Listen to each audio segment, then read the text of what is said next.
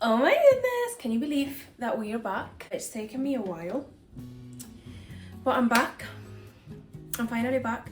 At some point I will make some sort of video doing maybe like a little bit of a recap, a little bit of a catch up, a sit down, which is what this is. This is a sit down, but this is a different type of sit down. During my time being away from YouTube, I have found a new hobby, and that hobby involves books. I feel like everyone that started reading recently and has recently gotten into fantasy and romantasy has been able to get into it through the ACOTAR series. Some people class ACOTAR as young adults, some adults. For me, maybe A Court of Thorn and Roses is young adult. I'd say the rest are more adult. I'm going to be ranking my ACOTAR reads and talking a little bit about my current read as well. And I fear this may become a book channel. Like I said in the very first video that I ever filmed, the whole point of having YouTube is to just document my life. I document where I am in life and what's going on. So right now, the point that I'm at, other than my engaged era, is also my reading era. So I've got some more books upstairs by Sarah J. Maas. Listen, once I read the whole ACOTAR series, I was like, we need more. So for my birthday last year, I asked my parents to please get me the Throne of Glass collection, and they did. So what I have is the hardcovers. So I might do a separate video just dedicated to Throne of Glass, which that series is just fantastic. I cried, I laughed, it was beautiful, it was gorgeous. And yeah, I might do a little bit of a recap and post it here on YouTube so that I can look at it and watch it back as many times as I want to. But this is what we're doing today. ACOTAR is a very popular, if not, dare I say, the most popular romantasy series out there right now. Sarah J. Maas, she's killing it. She's killing it at the moment. ACOTAR follows our FMC, who is called Feyre. She is human and she lives in the human lands, and she's taken captive by our MMC. I don't know if I can do this video without spoiling anything, because honestly, kudos to those YouTubers and the TikTok girlies that are able to describe a book without giving spoilers. I don't know how to do that. I don't know how to do that. So let's just say human girl meets fae, get together, things happen, things unfold. She has two sisters. I don't think I'm doing this without spoilers. Let's get into the ranking. In 5th place, we have A Court of Frost and Starlight. Now, I know this little novella is quite controversial. Some people love it, some people hate it. I didn't love it, but I didn't hate it. Is it really necessary in this series? As in, does this book, novella, add anything of value to the entire series? To an extent. And if you read the whole ACOTAR series and skipped this, you're not missing out on much, but you are missing out on some crucial key POVs that I think are important to keep in mind. And I think it's important to read about those characters' opinions and thoughts and how the stories that unfold in the other books have affected them. Well, the other three books before this one have affected them and impacted them. It is wholesome. It is a wholesome little novella, to be honest. I read it in 2 nights and it was a nice break, I will say, from the size of the other books in the ACOTAR series. This one has 233 pages, so it's a nice little short story. A lot of people refer to this as the Christmas special, and I can see why. I'm not going to give out any spoilers, so I won't go into too much detail about it, but all you need to know is that it's multiple POVs that you don't get in the 3 books that come before this one. I think it's wholesome. I found it really sweet and really cute. And that's everything I have to say about it. Do I love it? No. Do I hate it? No. But did I enjoy it? Yes. So that's number 5, A Court of Frost and Starlight. Okay, at number 4 we have the OG, the gateway to the Maas fairs, to SJM, to ACOTAR as a series, A Court of Thorn and Roses. It was good. It kept me interested. I mean, at first I started the first page and I read Human Girl Hunting. I thought, yeah, keep talking. I'm listening, I'm interested. It is a little bit of a Beauty and the Beast retelling, I would say, which I remember when I started reading it, I saw someone on TikTok say that A Court of Thorn and Roses was a little bit of a Beauty and the Beast retelling, and I thought, I don't know if it's gonna be for me. I actually had a lot of doubts about ACOTAR as a series. When I first bought it, before I started reading it, I wasn't sure if I was going to finish it or if I was going to DNF it, because like I said, this was my first romantasy, or fantasy. So I wasn't sure, but she got me. Sarah J. Maas got me. I was interested.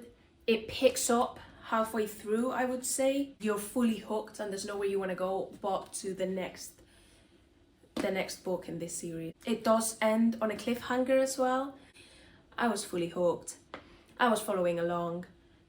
What's going on? What's going to happen? And I just couldn't put it down, to be honest. I just needed to finish it and move on to the next one. So for that reason, and for the amazing cliffhanger on the end, for that reason, this is number 4. At number 3, we have A Course of Mist and Fury. This is a lot of people's number 1. For me, this is number 3. Yes, it's beautiful and there's a lot of character development and growth, and we learn a lot about not just our FMC. We get a lot of world building in this book as well, but this I would say is the slowest. It's beautiful, but it is the slowest out of all of the ACOTAR books, in my opinion. However, this is 3rd because once it gets going, it gets going. It gets going. Once we're going, there's no stopping. Do you know what I mean? You get to a point where you're just like, I need more, need more, need more, need more. So for that reason, A Court of Mist and Fury has to be 3rd because it's great. I would reread this again. It was slow, yes. Slower. It wasn't slow. It was slower than the rest. But once I got to the end, I could have reread it all. Now it's getting interesting. At number 2, we have a book that a lot of people put as their number 1. But I will explain why this is my number 2 instead of my number 1. A Course of Silver Flames. Now, this book is from the POV of a character that I didn't like at the beginning. So up until this point, A Court of Silver Flames, which is the 5th book, I did not like this character. And so when I opened the front page and I started reading and I realized whose POV it was from, I thought, oh no. I thought, please tell me this whole thing is not just about you, because I don't think I want to hear it. But I read it and I kept reading and I kept reading and I kept reading, and I developed a love for this character. And now we're like this. But it didn't have me from the beginning. This book, like I said, I wasn't the biggest fan of this character at first, so it was a little bit hard. It was tough, I'm not gonna lie. It was pretty tough to get into. Every chapter I kept hoping and praying. I was like, oh, please, please, please, please be a different character. Please be a different character. Because I just thought, oh, no, is this whole thing really about you? This book also has the most spice in any of the books in the ACOTAR series. Now, I'm all for a bit of spice. I don't mind a bit of spice. But when spice just becomes... when it's every 3 chapters, when it's every 4 chapters, when it's every 2 chapters, give it a rest. I love it when spice is part of the story and it makes us feel more connected to the characters and to the story, and I love that. But it got to a point, I won't lie, with this book where I genuinely did want to skip some chapters, because I thought this is just too much. I know you guys have a great connection. We can all see it, we can all feel it. But enough. put it away, you know? Just put it away. So for that reason, this is number 2. An amazing book. I can't wait to reread all of ACOTAR again in preparation for ACOTAR 6 and 7, which is coming out. ACOTAR 6 comes out on the 27th of October, I believe, and ACOTAR 7 comes out on the 12th of January 2027. I could be wrong, I'll double check that. And last but not least, we have my personal favorite, the top of the top, the book that I wanted to, at the minute that I finished it, I just wanted to go right back to page number 1 and start it again. A Court of Wings and Ruin. I hold this book so close to my heart. The action in this book, the romance in this book, it's just 11 out of 10. Every single page, I ate it up. Every single chapter, I was at the edge of my seat. This was that book for me that at the end of every chapter, I just said one more chapter. Just one more, until before I realized I had read 10 more. It was beautiful. I would have finished this book and gone right back to page number 1 because this... Matter of fact, I read this in 3 days, which I know might not be impressive to some people, but to me, that's extremely impressive. The character development, the world building, the love story, just beautiful. This was just beautiful. So this has to be number 1. With that being said, this is my ACOTAR ranking. They're all favorites, but you know, again, if we're gonna have a ranking, we have to have a least favorite. Now we just have to wait for October 27th for ACOTAR 6 to come out, which I cannot wait. There's already so much talk about what the book is going to be called, what is it gonna look like, which, speaking of what it's gonna look like, I am so upset, although I understand it, but I'm so upset that it's gonna be hardback because I have the paperback collection, so it's not going to match, and I'm not waiting a whole year to read ACOTAR 6. Who's doing that? Not me. So I'll probably be getting a hardback and just living with that. It is what it is at the end of the day. As long as I have it and I get to read it, I guess it's not that big of a deal if it's hardback or paperback, but it low-key is a big deal.